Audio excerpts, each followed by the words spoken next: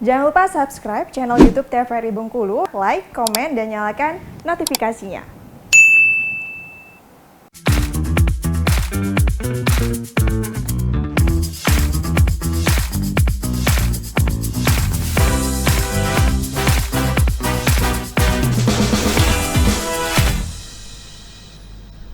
Balik lagi di Opini, obrolan pagi ini masih dengan tema yang sama, yaitu peduli wong cilik bersama dengan Bang Sudi, advokat muda. Bang Sudi, selama abang menjadi advokat muda ini, ada nggak sih pengalaman yang berkesan banget di hati abang ketika menangani sebuah kasus?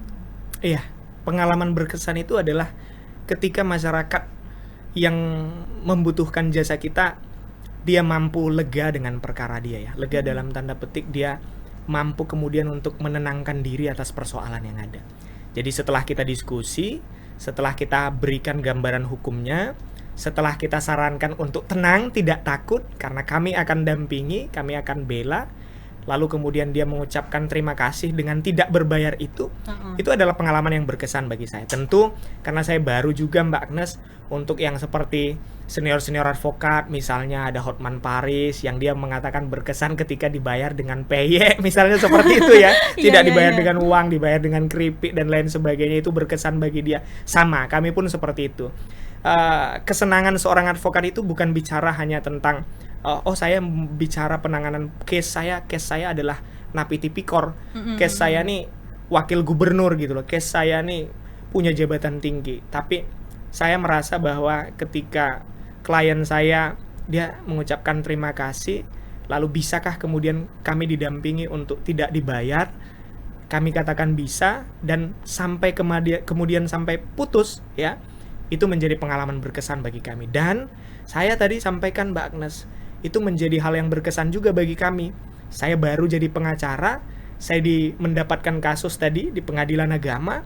Ributnya begitu luar biasa rumah tangganya. Iya. Istrinya ngotot cerai, minta didampingi, pokoknya supaya cepat untuk putus. Tapi suaminya nggak mau ya? Suaminya juga pada posisi juga yang sama.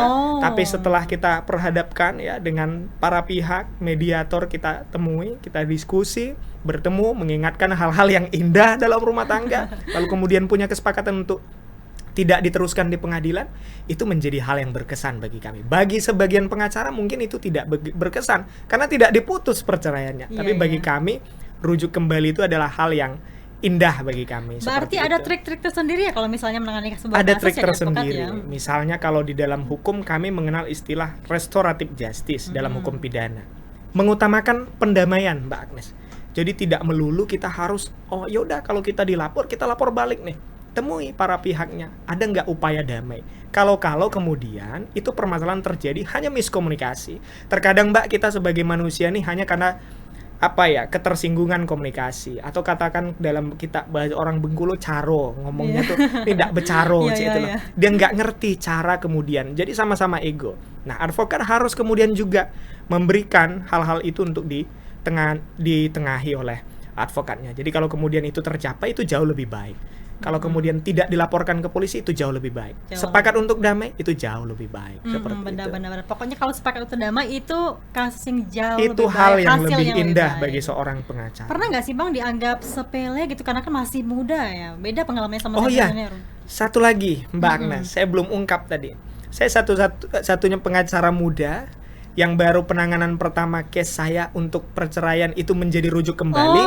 Tapi saya juga dulu pertama kali bersidang ya di pengadilan, saya juga pernah ditolak karena kami dari organisasi Pradi itu kartu aslinya belum keluar. Jadi kartu yang keluar itu adalah semacam kalau kita di kuliah itu Mbak, ijazah aslinya belum keluar, ada surat keterangan seperti itu, ada surat keterangan, tapi kan itu resmi, itu ditandatangani, dikeluarkan oleh organisasi advokat dan maknanya sama. Lalu saya bawa itu, hakim tolak saya. Bayangkan Mbak Agnes, saya sudah gagah, saya sudah pakai dasi, saya sudah pakai jas, ya kan, saya sudah rapi-rapi, saya pede masuk ke pengadilan. Ketika ditanya kartu beracara saya tunjukkan yang sementara. Lalu hakim tolak, walaupun kami sudah klarifikasi itu hanya miskomunikasi, dan saya kemudian menggunakan itu boleh bersidang seperti itu. Jadi ada hal yang cukup memalukan ya bagi diri saya ketika saya sudah pede maju ke depan, di depan klien saya ditolak. Tapi kemudian dengan keterbukaan informasi di pengadilan juga, bantuan rekan-rekan seprofesi, kita bisa clearkan itu seperti iya, itu. pengalaman berharga lah Bang ya, Iya, menuju itu. kesuksesan nantinya. Ya, Amin, Bang. amin. Ya, Bang. Terima kasih. Oke, terakhir nih Bang, sedikit aja sih Siap. himbauan Abang kepada masyarakat ya, apalagi terkhususnya mungkin yang punya kasus tertentu dan Iya. juga untuk diri Abang sendiri sebagai advokat muda. Oke. Untuk masyarakat, selagi bisa dihindari permasalahan hukum, ya jangan melakukan perbuatan-perbuatan yang melanggar hukum. Itu yang pertama. Yang kedua, kalau terlanjur ya melakukan pelanggaran hukum dan berhadapan dengan aparat penegak hukum, maka pastikan ya Bapak Ibu atau saudara-saudara sekalian, klien itu didampingi oleh pengacara. Untuk apa tadi? Fungsinya untuk menjamin hak-hak yang bersifat dengan hak asasi manusia. Jadi kalau dia didampingi, maka kemudian hak asasinya akan tercapai. Kalau kemudian tidak punya akses untuk advokat, cari informasi, adakah kemudian bantuan hukum yang ditawarkan oleh organisasi advokat.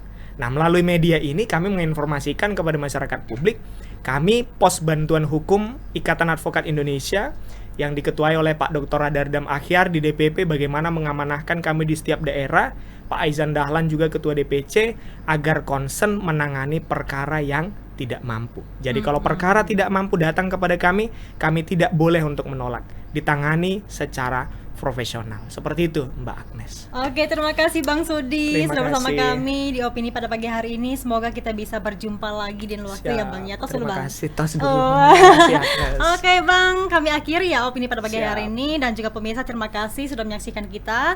Jangan lupa terus saksikan Opini setiap hari Senin sampai dengan Jumat pukul 8 pagi hanya di TVRI Bengkulu. Bersama kita maju. Sampai jumpa.